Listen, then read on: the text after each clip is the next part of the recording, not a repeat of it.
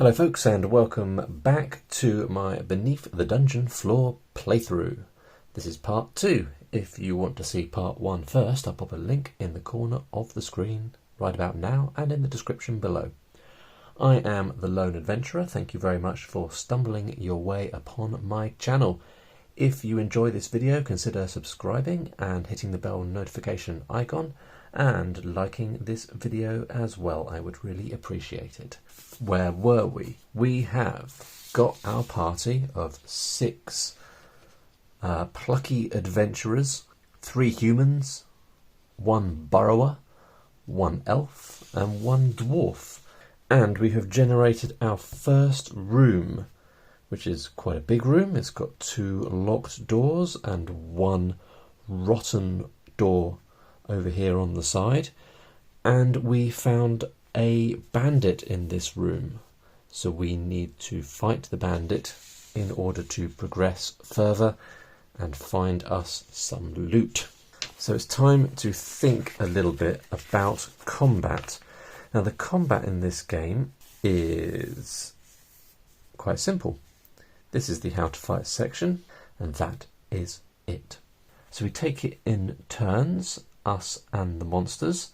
We will roll the dice to see who is going first, who gets the first blow. Monsters have no order on their turn, or no particular order, but characters act in the order in which they were generated. Each character can attack or cast a spell. Combat ends when one side has vanquished the other, or if one side turns and runs or teleports away. Upon returning to the room, it is restocked with monsters, but without whatever treasure you have taken. So monsters reappear, but treasure does not. Each character has a target number, which is the number the opponent must roll on a d6 in order to hit them successfully. If they're successful, the opponent deals damage indicated by their type, which is subtracted from the hit points of their target.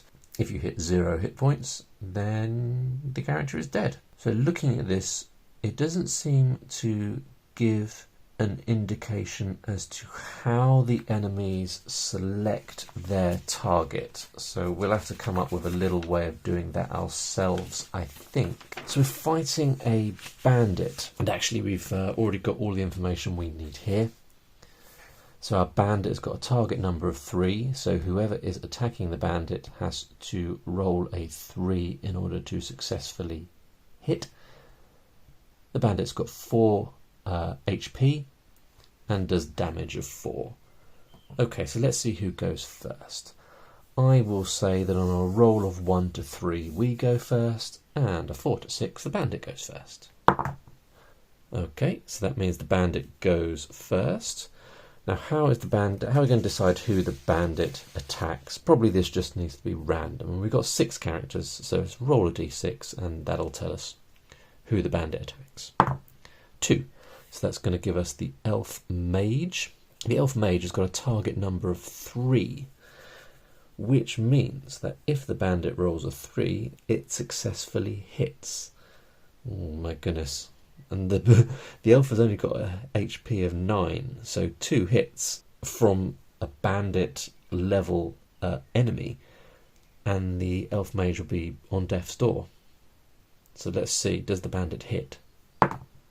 4, yes. Alright, so the elf mage straight away down to 5 HP. Actually, I shouldn't cross out the 9 because the 9 is, I guess, the max. I'm not sure I've seen that written anywhere, but I guess your starting HP is like your max HP. I'm assuming there is ways to increase. Is there a healing spell? I don't quite remember. We'll find out about that soon. Okay, so that is the bandit having done his attack. And so it's time for our adventurers to attack back. We're going to start with Thuro Two Shoes. Thuro has... Well, it doesn't really matter what Thuro has, really. It's more about what the bandit has. The bandit has a target number of 3. So if Thuro rolls a 3, she successfully hits. 4, successful hit. Does 4 points of damage, which means that the bandit is no more. There you go, that wasn't too bad for our first encounter. I think we were probably lucky that there was only one bandit. That could have been up to 3. And we can see what treasure we're getting from the bandits. 3 gives us a nice black cloak worth 3 gold. Alright, so I guess I should be recording my loot somewhere. Should we just have a party loot section? So with the enemy cleared out of the room, can we do some searching of the room? Yeah, I think that we can. Let's have a look. So this is room type F, the largest type of room, which looks like it means you can also get lots of stuff, which is good. So let's have a look. We're rolling D3, so 1 or a 2 will be 1, 3 or a 4 will be 2, 5 or a 6 will be 3. 3 gives us a 2, which means we're getting D6 times 50, D6 gold times 50. Okay.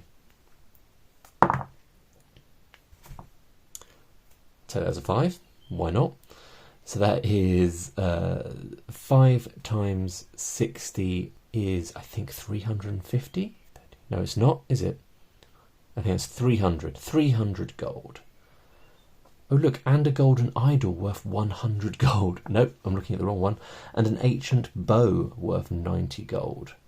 The ancient bow's got a little star next to it. I'll write it down first. So it feels like we've immediately got a really large amount of gold there. I think we've probably been quite lucky with our looting. So the ancient bow, which we've just found straight away, my goodness, it's a bit lucky, isn't it? The ancient bow gives a +1 to attack when wielded by a thief. And we do have a thief, so we could give it to Mere Wolfheart. So let's give the bow to Mere. So that's +1 attack. Clearly, you don't spell attack A-K-E. Where did that come from? I know how to spell attack. A-C-K. That felt like a pretty lucky start there. So with this room done, we are free to forge ahead into the next room. Now rooms are joined by passages. Passages connect doors, each of them having a length equal to d6 tens of feet. And then we'll roll for traps. So let's see how long the corridor is first. We're going to go through this door here, because this is the only door that isn't locked. So that seems like a logical place to start to me. So with this room cleared out, we've got a 6 length passage, which would take us all the way over there. So we'll have a little curve in the passage as well. Roll d6 for any traps. On a 1 there is a trap. On a 2 there are 2 traps. 3, no traps. Good, good. Now only the first character in travel order can be hurt by the trap.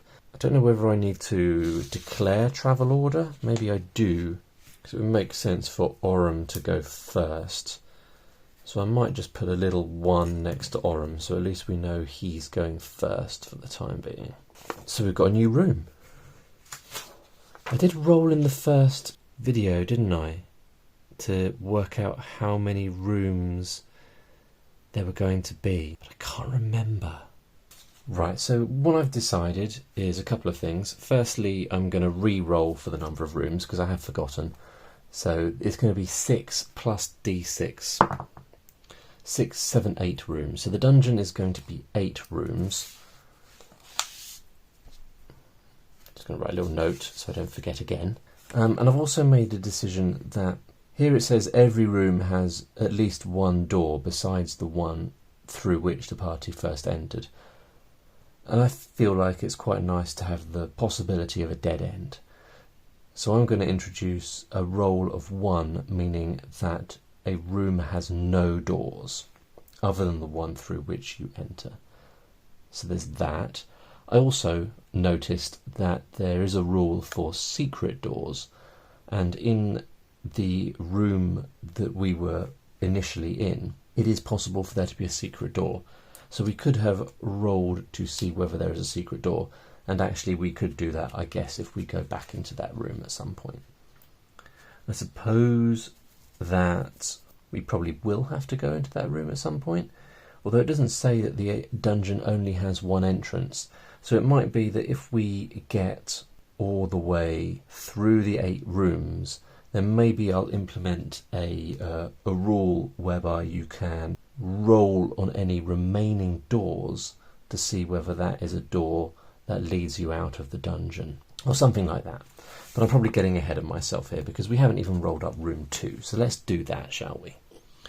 Room 2, how big is it going to be? 3, a bit smaller. So this is a 30 by 40 feet room.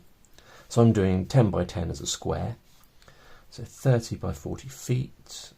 We need to see how many doors are in this room. Quite a few. 3 doors. See some kind of little junction room of some kind. Right, and what is the status of these doors? First door, a 2 gives us a rusty portcullis. So we've got a rusty portcullis. Next door is an iron portcullis. So an iron portcullis is a stuck door. So that door is stuck.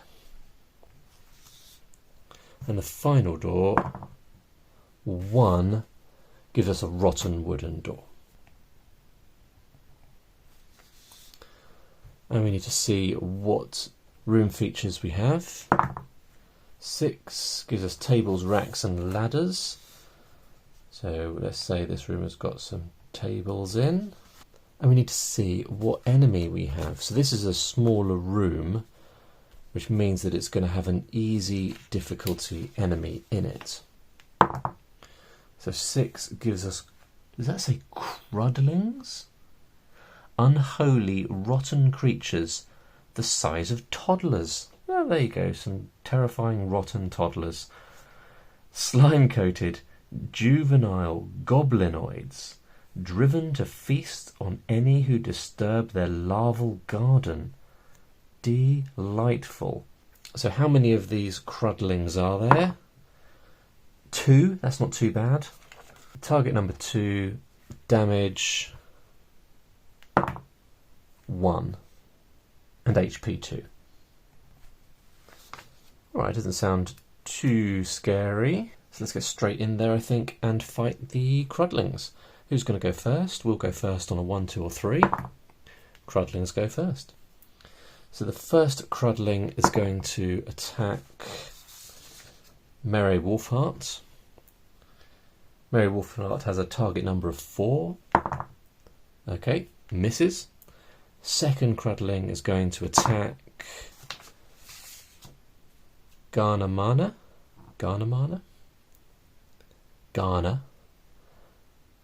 has a target number of 3. And that attack fails as well. So now it is the opportunity for our heroes to attack the crudlings. Thuro is going to attack the first crudling with her dagger. Crudling has a target number of 2, so this is pretty much a dead cert.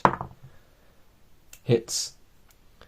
And Thuro does damage of 4, so that first crudling is defeated.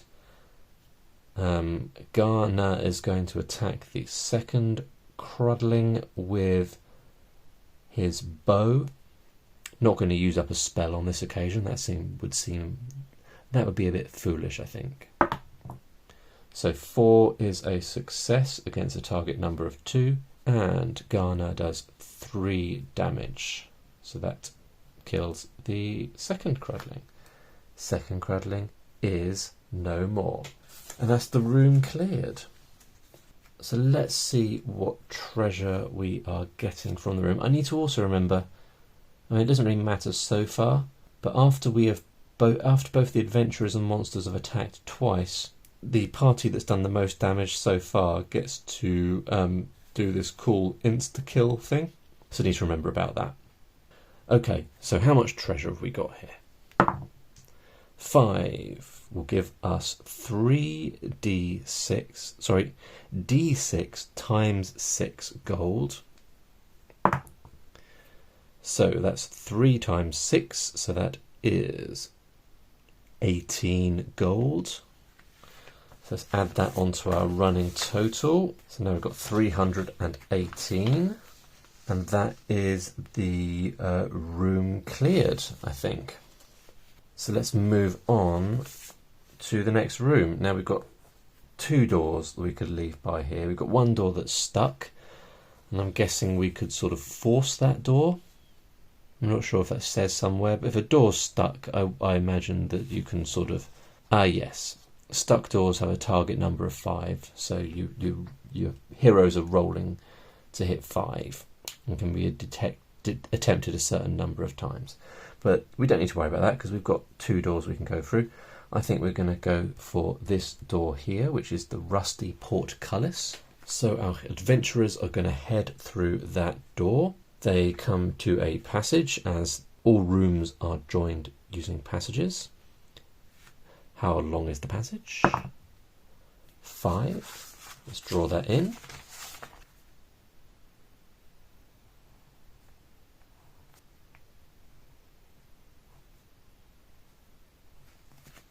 And has this passage got a trap? Does 1 give us? Gives us a trap, doesn't it? Yeah. On a roll of 1, on 1 there is 1 trap. I just saw that the previous passage, if a passage doesn't have a trap, it has monsters in. So we should have had some monsters in that passage there, but never mind. Let's find out what type of trap we have here. 1 gives us a dart slipped. Alright, so we'll have to roll d6 to see how much damage the leader of our party is taking. And the leader of our party is Oram, the dwarf. But thieves and burrowers can avoid traps on a roll of 4 or greater. Oh, heroic thieves. Well, none of us is heroic yet. I haven't really looked at how you get heroic. We should probably look at that in a second. And elves can avoid traps on 2 or more. So actually, trap avoidance is no way guaranteed. So we're not going to be able to avoid this trap on this occasion. The only way I could avoid the trap really is to say that our elf Garnar was taking up the lead. And the problem with Garnar is that he is the only character who has taken damage so far. So he's already down to 5. So probably we should leave Oram at the front. Oram gets hit by a dart. 6 damage from that dart. Okay, so that takes Oram down to 11 HP. And the other thing I discovered was that there's no healing spell. There's no healing spell that our mage has. In order to heal, we would have to have a cleric, and we don't have a cleric. What I'm saying is, it's going to be quite tricky for us to heal. Alright, so that was a bit rubbish. Let's hope we have a bit more luck in the next room. Let's find out what it's going to be. 4 gives us a 40 by 50 room of room type D. Let's see how many doors we're going to have in there. 3 gives us... how many doors? I think that's 2, isn't it? Yeah. 1 or 2 would give us 1 door. 3 or 4 would give us 2 doors. So we'll put them both on the top of the room, I think.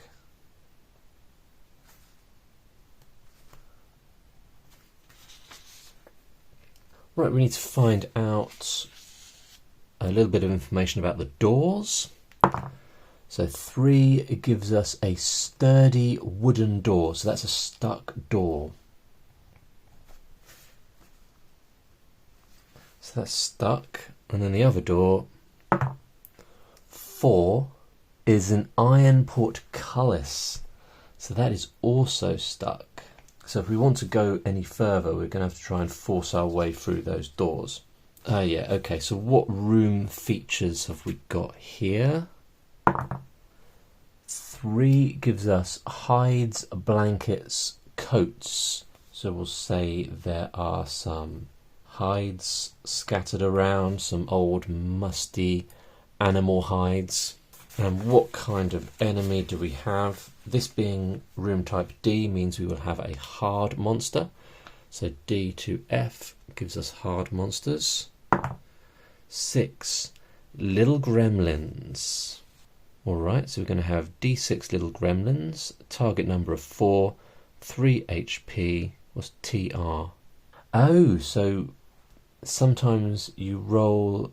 so when we face the bandit, we should have rolled on the treasure table 2 times. Treasure table rolls times 1, and then up to... only up to 1 damage. Not too bad. These juvenile gremlins are as nasty as you would believe, although they are unexpectedly harder than crudlings or their elders are. So why are they harder? I guess because they've got a higher target number. Alright, so how many little gremlins are we going to have? 3. Okay. Just get that written up on here.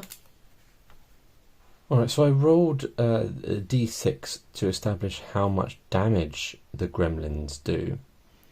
And I rolled a 1, which strictly speaking means they do 0 damage, which actually now makes me think, this is pretty obvious now that I think of it, that you're supposed to roll that every time a gremlin hits, rather than once at the beginning.